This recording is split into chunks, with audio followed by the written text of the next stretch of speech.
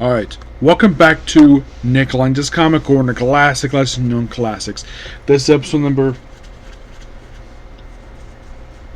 3306, Doubleshot 3200. We got two Spider-Man related trades. Let's go. We have Venomverse Reborn. Yes, the anthology book that's like Edge of Spider-Verse. Yes. So, it's a 4-issue limited series. The opening story for all 5 issues is called 5 Questions, all written by Al Ewing with different art, with the same artist, Danielo S. Bauerth. On the first issue, the other 2 stories are Kiss the Ring, that's Crystal's Gate, art by Greg Land. Host is Ben Percy, art by Brian Level. The ones for issue number 2 is there's actually 3 backup stories in this one. The second story is Venom Giver Rings, written by Philip Kennedy Johnson, art by John McCara. Mini Marvel's Dream Team, written, drawn, colored, and lettered by Chris Caruso. No Escape by Alan Ward, art by Chris Cross. 3's backup stories are Beyond the Void by Stevie Fox, art by Kai Zema. Cannibalism Comics, written by Ryan North, basically artwork and coloring by Matt Wheat. The Kid Who Loved Venom, written by Gary Duggan, art by Brent Pepples. Queen's Wakanda, Justina Ireland, art by Kendall Ashley. Ryan North does another story in this book with, of course, Matt White, that being Mind Comics. Versus Cannibal Comics and Mind Comics. And then we have a story here by Dan Slott, Nighthawk versus Hyperion, written and colored by Stephen Byrne. Not surprising Dan Slott would chip in on this, given the fact that he is obsessive love for Spider-Man. Stephen Byrne, that's an interesting choice. Now, Al Ewing, so of course, he's still the writer of Venom, under All New Venom. Crystal's Gage, Spider-Man writer, obviously. Philip Kennedy Johnson, I don't think he's written Spider-Man more than I could think of. Ben Percy, I know he's never written Spider-Man, near as Adam Warren. Stevie Fox, I think he has. Gary Duggan, he's been Venom before, but in Sabbath Avengers, in the opening issues. Ryan North, I don't remember if he's written any Spider-Man before that I can think of, or at least anything related to Venom. So the 5 questions focus on the eventuality. The eventuality is this giant Venom hand, where it's an alternate version of Eddie Brock who becomes a hand. And it's kind of like a what-if story. First we have is Earth 1048, which apparently, according to this, is the setting of the Marvel Spider-Man game. This is basically where it's like he's there. And then we have a story called Kiss the Ring. This actually is set during King of Black's invasion. This is basically another take on the Venom fight with Knull, drawn by Greg Land. I guess they figured, oh, why not? And then the King of Black is himself a version absorbed by the eventuality. This next story, Host, is interesting at best. It is mostly looks like a bunch of people get killed off here. Like, people turn to monsters. Like, at one point, Thor himself dies in this very gruesome story. And he gets killed by a robot. Yep, pretty much everybody dies except for Hulk. And then we have the second story here for question number 2. Where it's like Eddie Brock is basically witnessing this. Then we have Gothland, 9th century AD, Venom Giver of the Rings. The best way to describe it, it's Venom in the time of Vikings. Okay, interesting. Mini Marvels. Of course they have one of these. It's basically a joke comic. It's comedy. And then, moving on the Times Arrow.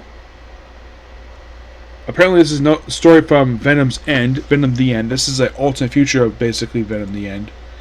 Yeah, that's basically in a timeline.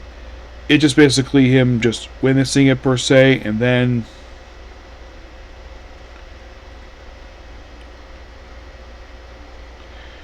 Yep. So then we have issue 3, 5 questions part 3, where then the symbiote becomes a brood. Yep, a brood. We go to the Earth of 71-490, where apparently this is the Earth of the Web Weaver, the gay Spider-Man. Yep, and he's here with male Silk. Yep. By the way, these two have a thing for each other in this Earth. Yep, it's another story featuring them. Of course, it's basically them taking on Venom first time. And so apparently Cindy Moon is not Silk. It just basically, Cindy Moon does exist, except she's a Venom now. And there's even an appearance by Venom Rex, though it was kind of funny. Yep. Then we have the Kid Who Loved Venom from Earth 1976-29, where it's basically Earth where Venom killed Captain Hydra. And he's basically like a public superhero until he decides to murder Spider-Man. It's like he's ready to be something like Spider-Man.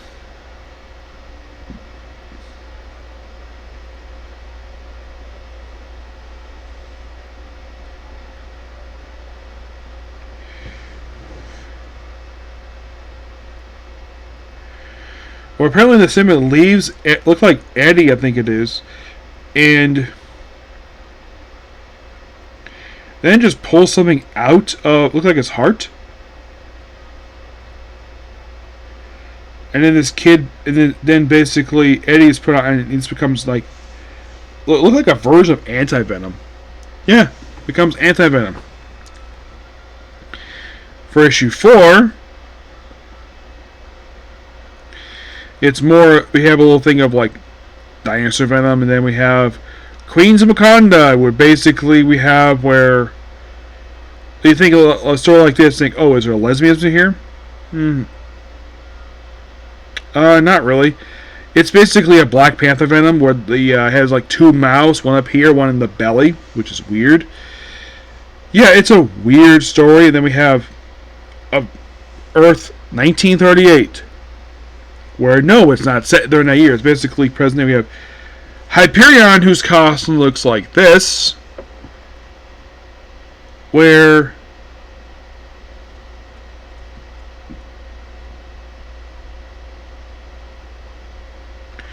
I think it's someone called Laughing Cat and Nighthawk, who is black. And yeah, it's like basically this Nighthawk is trying so hard to be Batman.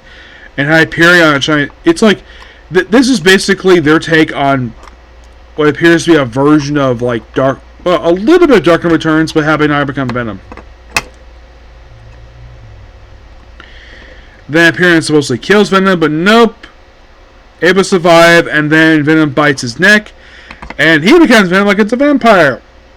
And apparently the whole Squadron Supreme has become Venom. Yep, the entire team has become Venom for some reason. Because that's continuity in a nutshell. And it ends with like, oh, King and Crimson. That's it. Really bizarre stories. Yep. I'm going to give her like 8 out of 10. Next up we have is a book that, well, how should I put this? It's a book sequel that nobody asked for. Spider-Man Reign 2. Written by Carrie Andrews, but different artist this time. This one's done by Brian Reber. Last one was done by Jose Farabra. Yes, the sequel to Spider-Man Reign. Who asked for this? The answer? Nobody.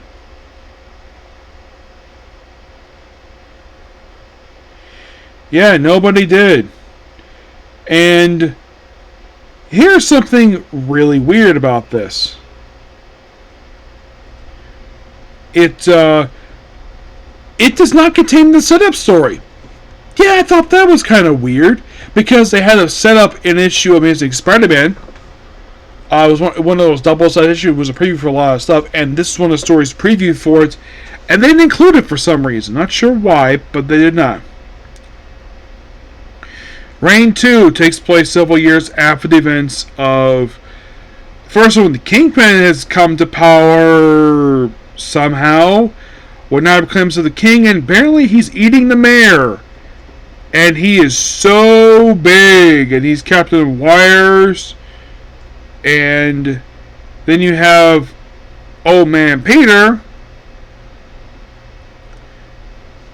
who basically has become popular thanks to his novel about his late wife. Well, take that like that, but nope, he was stuck in a virtual reality. Okay.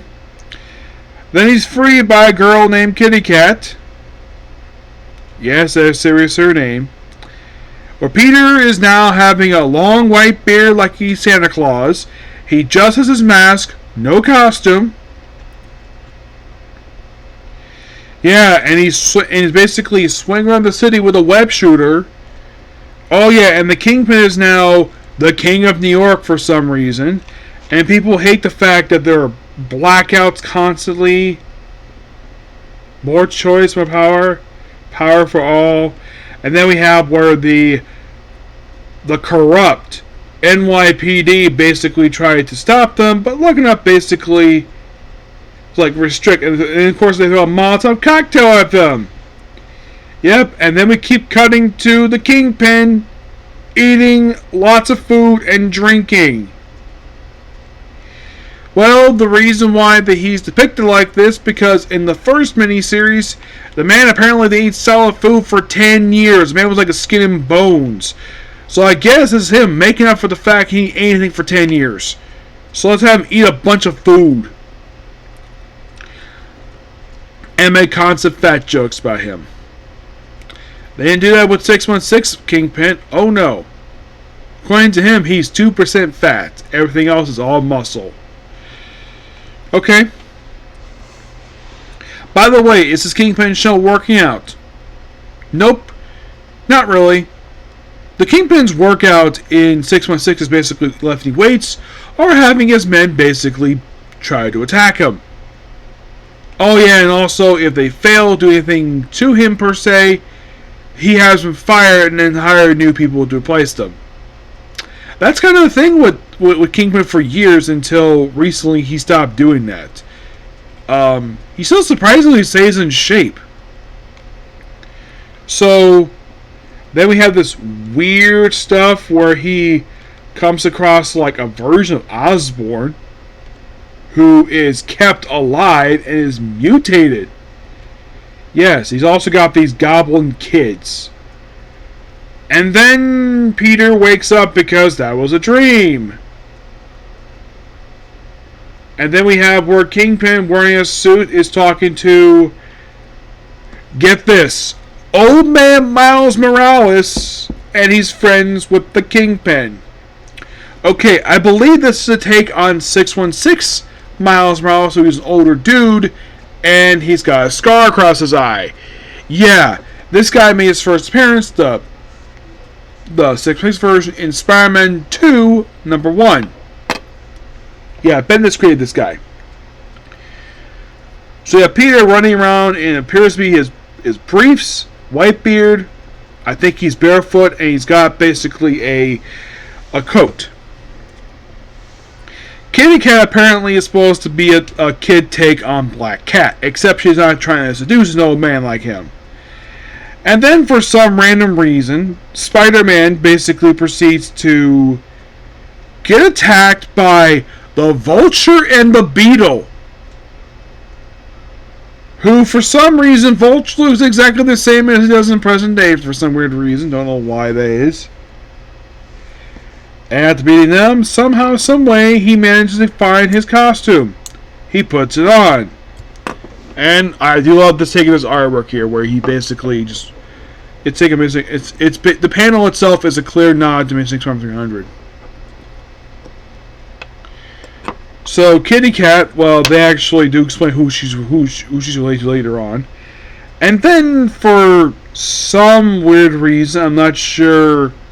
Then we have Miles put on his Spider-Man costume, and then this book becomes really weird by having Old Man Peter pay a visit to Jameson.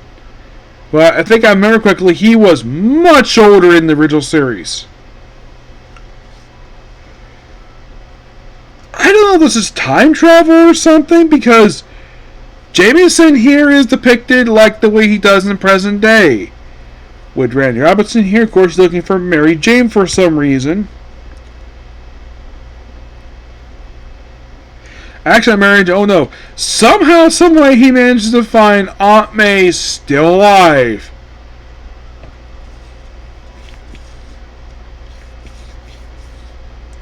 Which, this is probably Carrie Andrews doing a loose take on what happened with Gathering of the Five, I think it was. And actually, it was the following story where they revealed, oh, it wasn't. Because in the original main timeline, Mary Jane was pregnant, and then her baby disappeared, and they think they found the actual baby, but actually it was May Parker. Yeah, this is their take on that. And then the old lady is kept at her house. Starts raining, and then he is attacked by frickin' Venom. And then Mary Jane shows up here. Then Mary Jane is with Old Man Peter for reasons. And Mary Jane is beautiful as ever. And of course, I'm like, is Peter time traveling here? It's not very clear, because basically we flash back to Amazing Spider-Man 299 here for some reason. Not sure why. That actually is like 298. Which meets Eddie Brock. And then she's Peter, I hate you. Then she becomes Venom for some weird reason. And then the Lizard shows up. And he's tangled in webs. Like, I'm thinking half the time, is Peter dreaming? I'm thinking he must be dreaming half the time. And then we have, I think it's supposed to be one of the Goblin Kids with Kitty Cat. They have Peter who fights Miles. I think so, not done yet.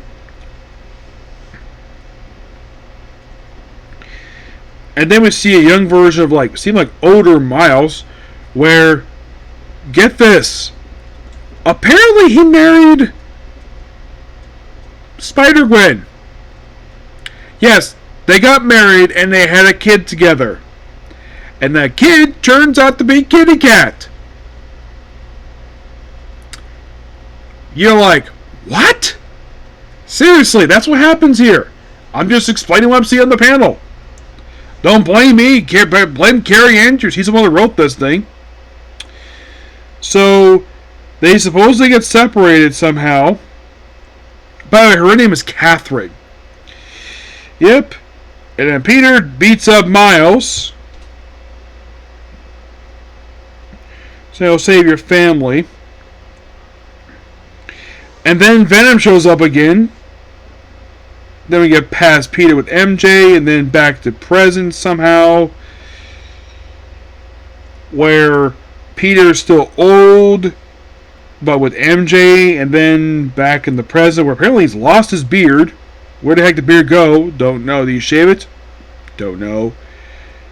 And then with the Goblin Kids, and then like, oh, let's have a face off with Wilson Fisk the Kingpin. Everybody hates him. And then Norman shows up to fight, well, Kingpin. Kingpin tosses it on Spider-Man. And then looks like Spider-Man squished lots of blood. And then something weird happens.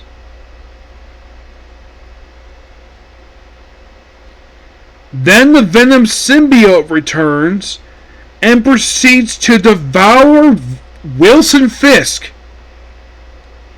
And somehow he's in control. And apparently it's revealed that Wilson Fisk, who's seen the whole book, is a robot.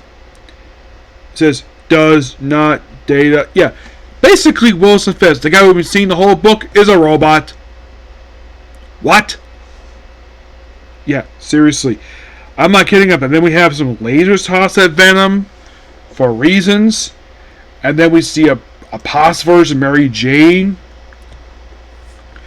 And then eventually Miles is reunited with his daughter, Catherine. And then the Avengers show up, which Islam is comprised of, looks like Thor with a weird Spartan helmet, Vision, Iron Man, the Hulk, who's got a beard, Captain America, looks like Monica Rambeau, Scarlet Witch, possibly Jean Grey, Wonder Man, looks like Hawkeye, some other person. I think that's Asgardian and a few others. Yeah. The Avengers of this world. They show up, and then eventually Kitty Cat's reunited with her mom. Spider-Gwen. Yes. Gwen Stacy. And then there's discovering it because possibly Peter might be dead. And then the book ends with the CDC finding this gob of web in the middle of what appears to be Central Park, and the book ends with what appears to be Spider-Man punching out of the web. And that's it. You finish reading this book, a lot of people will be saying, What? Yeah. By far, one of the most confusing miniseries I have ever read. It's like time travel that doesn't look like, even though clearly it's supposed to be time travel. It's a massive miniseries. Oh my gosh. Spider-Man Reign basically, despite the fact it's not well liked, at least basically the structure of the book is better than this. I wasn't a big fan of the artwork in that book, but I do like the artwork in Spider-Man Reign too. I thought it was definitely an improvement over the artwork they had in Reign, the first miniseries. But why in the world do we have to need a sequel to Reign? I don't know. I have no idea. My guess is the reason why Miles was put in this book because, well, I'm sure Carrie Andrews told, hey, can you do a sequel to Spider-Man Reign?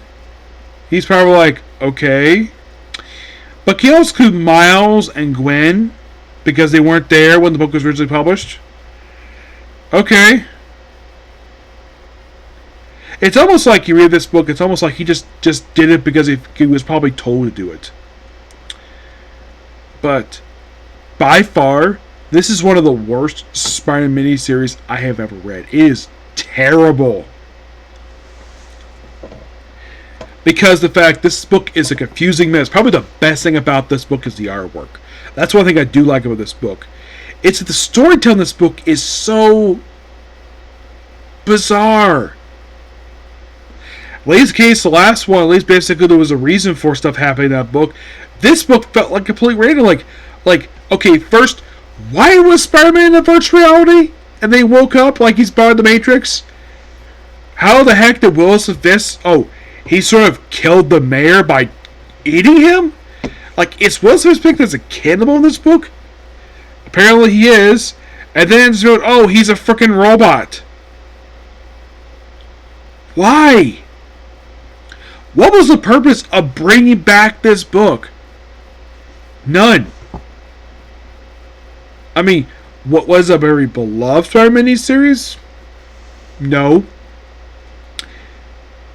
Did I like the original one? I did like the original one. Did I demand a sequel? Heck no. There was no reason for a sequel. It wrapped up fine. I had no issue with the ending of that book. This book is just so confusing. It's like the end of this book is begging for a sequel. But given I don't know what the exception was for this miniseries. But given how the series turned out, my guess is Marvel was probably like, I'm sure readers like, no thank you. Do not do this again. Do not do another miniseries. If you do another miniseries, you know probably what's going to happen? No one's going to buy it. That's right. No one's going to buy it. Because this book was a confusing mess. I give this book a 4 out of 10. Yeah, it is that bad. Yes. What? Like, is it worse than One More Day? No. Is it as bad as One More Day? I think so. But it's not to the point of basically giving the middle finger to the readers. It's more like an insult to people's intelligence with this book. Yep, so yeah, that's particularly a particular view. Please be sure to like, comment, subscribe, turn notifications. Next up, Long Comic Corner, it's on New Saga. Okay? Talk to you.